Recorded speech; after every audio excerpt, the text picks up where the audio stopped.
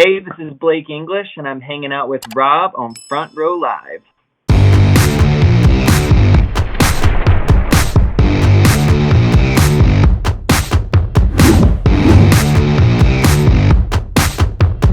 First of all, I'm just gonna jump in on just the title alone because that title is awesome.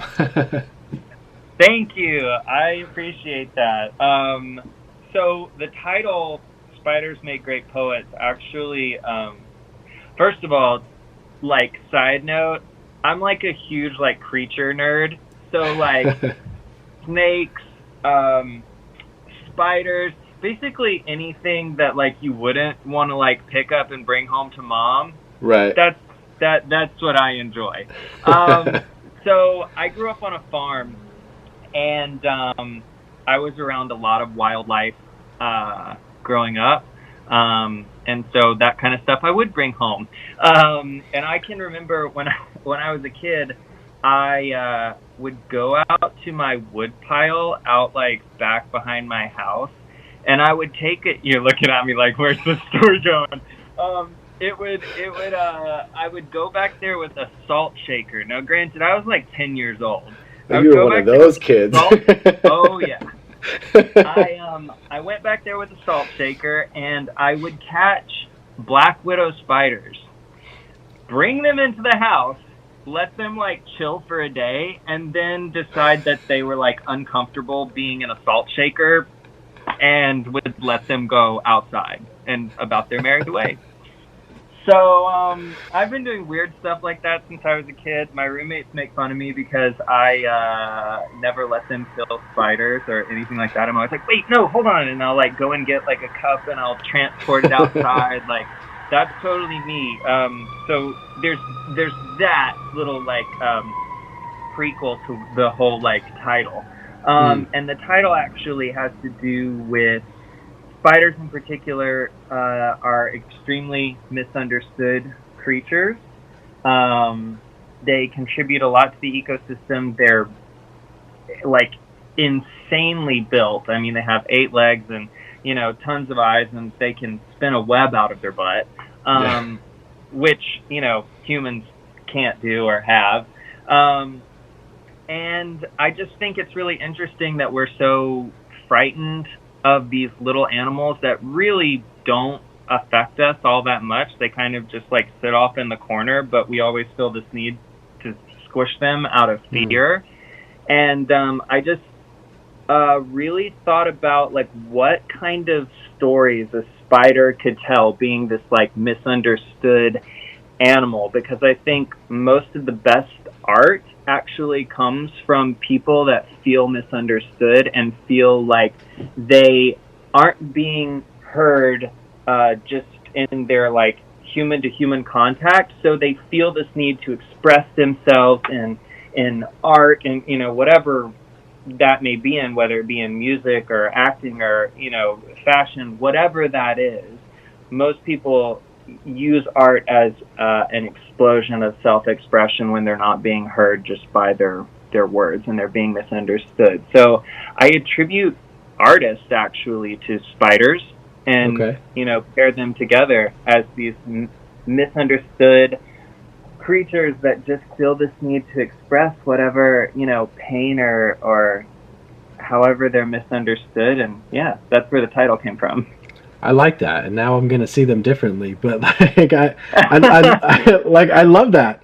I love that because it really goes with the topics that you're talking about in this EP. And you know, as you jump into the tracks, first of all, you got to produce with Gabe Lopez and Alex. I don't even know how to say his last name, so I will not. Nicefero. There we go.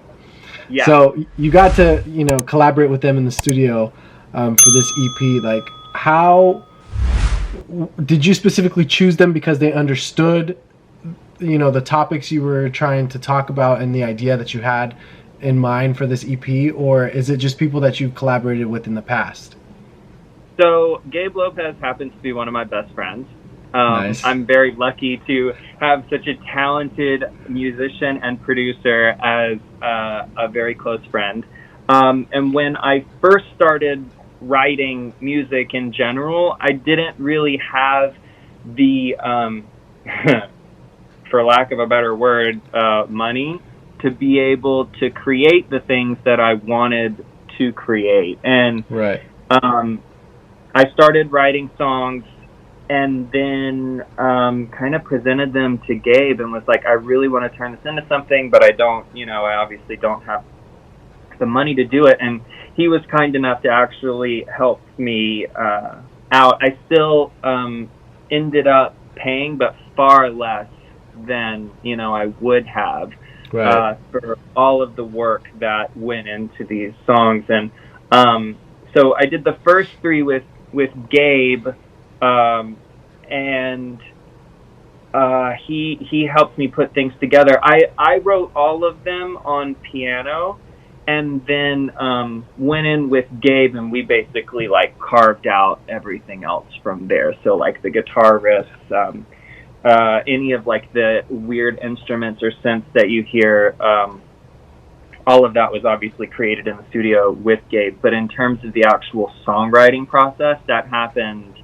All of the songs were written prior to me going into the studio. And then when I got in touch with Alex, who my roommate actually set me up with because he knew that he was really into like more of this like punk rock sound. Those were his roots, and thought that we would vibe together really well.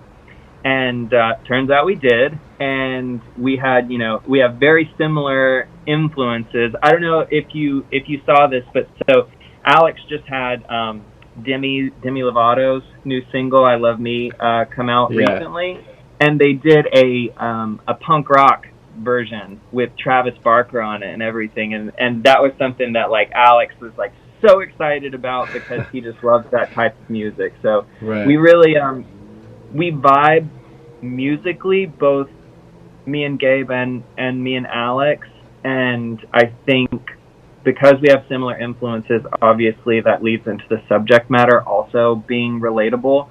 So it just was like a really good match, and yeah, I'm really very, very lucky and appreciative to both of those people for helping me create this and put it together. Now you got very vulnerable with this EP. Like, do you think the lyrics basically just happened naturally for you, or did you kind of have to get in a certain place to kind of create this EP? So with this one in particular,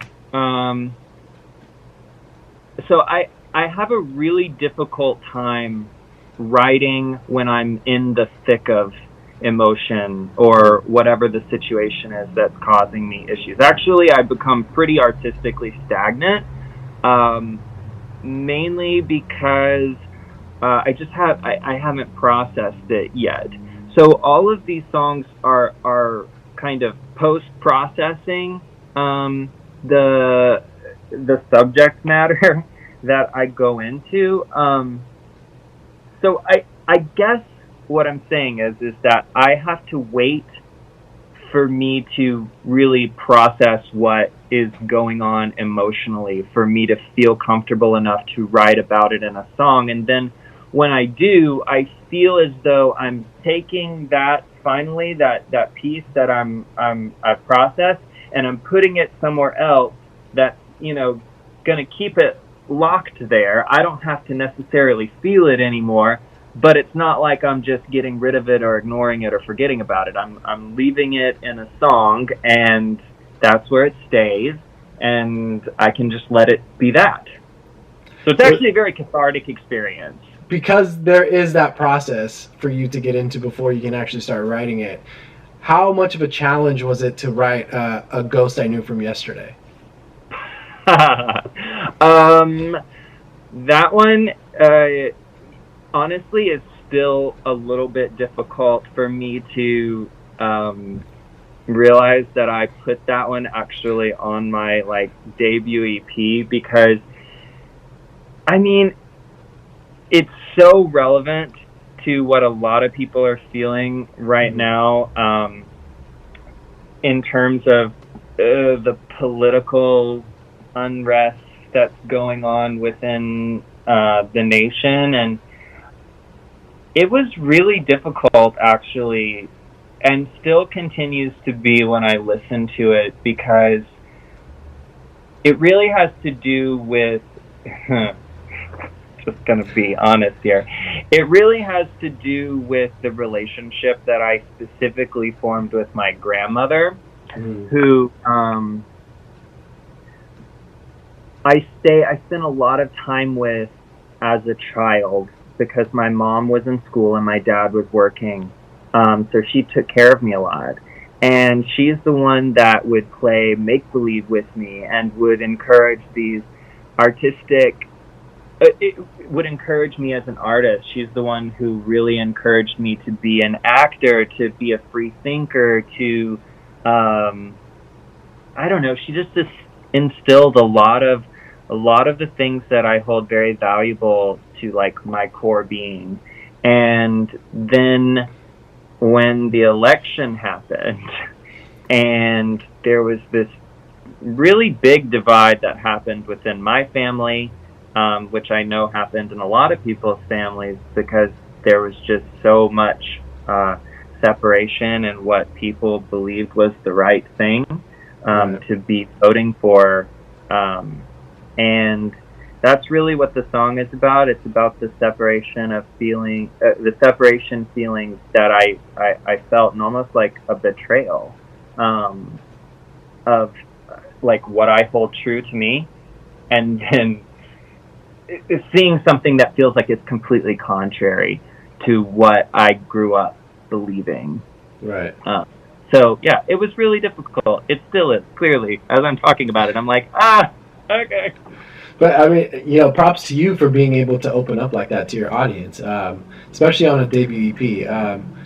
It's your introduction, and it's like, hey, I'm Blake English, and here's my life. Like, so was that a conscious decision for you to create this debut EP the way that you did, or did you kind of go back and forth thinking of other content that you had? Sometimes I feel as though I'm too honest.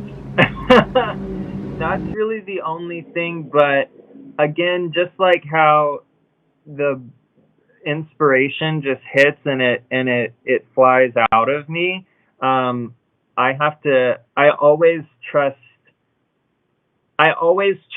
in honest art. I have this theory that art, there's not really good and bad art, that there's only it's on a spectrum of honest and dishonest. And I think that people naturally pick up on art with intentions that don't feel like they match up to what they're like seeing or supposed to be taking away from it. And so my whole MO is, I'm going to try and be as honest as possible so that people can actually resonate with what I'm saying and never have to question my intentions behind why I'm doing something, because I'm just being so raw and putting things out there. I also think that art is, it allows people the opportunity to connect. And I think more than anything, we as a human race need that right now, connection. And I don't think that we can connect without people truly being honest about where they're at, what they've been through, and how they plan on moving forward, and what that looks like changing day by day. Now, speaking of what they've been through, how did you go from Varsity Fan Club, After Romeo, to this? So I was never in Varsity Fan Club. Okay. I know that Google says that I was. I was never part of that band. I joined After Romeo after Varsity Fan Club had kind of fizzled away. It was kind of the same band. They just like reformed. It was a version 2. Yeah, it was 2.0. So when it came to After Romeo, that was me being a newbie out in LA, trying to figure out what it was that I stood for and what I believed in, and all of that. And so when I had the opportunity to join a boy band where I got to sing and dance and get in front of fans, it seems like a great opportunity, and I still consider it to be a great opportunity. I love those boys with all my heart. They're my family still. But when it came to being an artist, it was really difficult because so much of it was based around making money, making the getting fans. Being attractive was one of the things that really played on my insecurities a lot, because so many of the artists that I love, they are not the type of artists that are like, hey, look at me, I'm hot, and guess what, right. I can sing too, so I think when I created Spiders Made Great Poets and I was creating what I wanted for myself, there was somewhat of a rebellion against everything that I had been before. The floppy-haired, winking boy band member,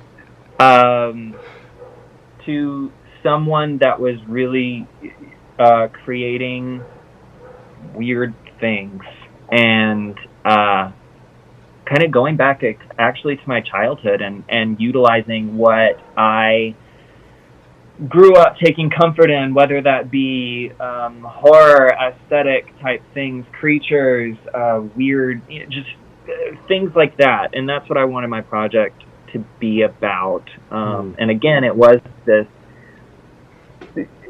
After Romeo was a battle to be honest inside that band for multiple reasons. And now with my project, it was kind of like, okay, I'm going to be as honest as I possibly can. And in particular, the one song that really has to do with kind of post After Romeo stuff was the fifth song, United States Depression. Yeah. That really has to do with it because it's the tail end of the band before it really fizzled out. I started getting really, really sick, and I didn't know what was going on. I had all of these stomach issues, and I couldn't eat, and all of these things, and so I went and had so many tests done, trying to figure out what was wrong with me. I thought I was dying. I'm like, they just don't know what's wrong with me. I'm dying, clearly. Scary. And then I went to a therapist because my doctor recommended, have you ever thought about it might just be anxiety? And ended up going to a mental health doctor, and lo and behold, I was diagnosed with panic disorder and generalized anxiety disorder. Now, granted, the panic disorder I was able to really deal with right off the bat. There were certain processes that I did that I pretty much eradicated that completely. But the generalized anxiety kept with me for, even till now, to be honest. Wow. And with that comes waves of depression and all of that stuff. And that, while it wasn't directly because of the band stuff, the band was like the cherry on top of the cake that finally just broke everything. And United States of Depression is about that kind of time period where there was just so much chaos going on inside my brain and not knowing how I'm ever going to get out of it. Wow. That's tough. Yeah, it was a rough time period. That's tough. Yeah, I mean, damn, that's just I already love the EP, but just listening to that behind the scenes of it just really makes it impact even more. Is this the direction that you see majority of your music? Do you see yourself opening up the way that you have so far on this EP?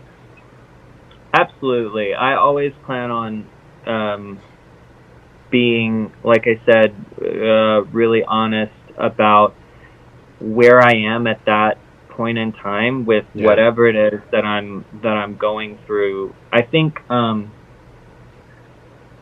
it is something that I appreciate in a lot of the artists that I love and relate to.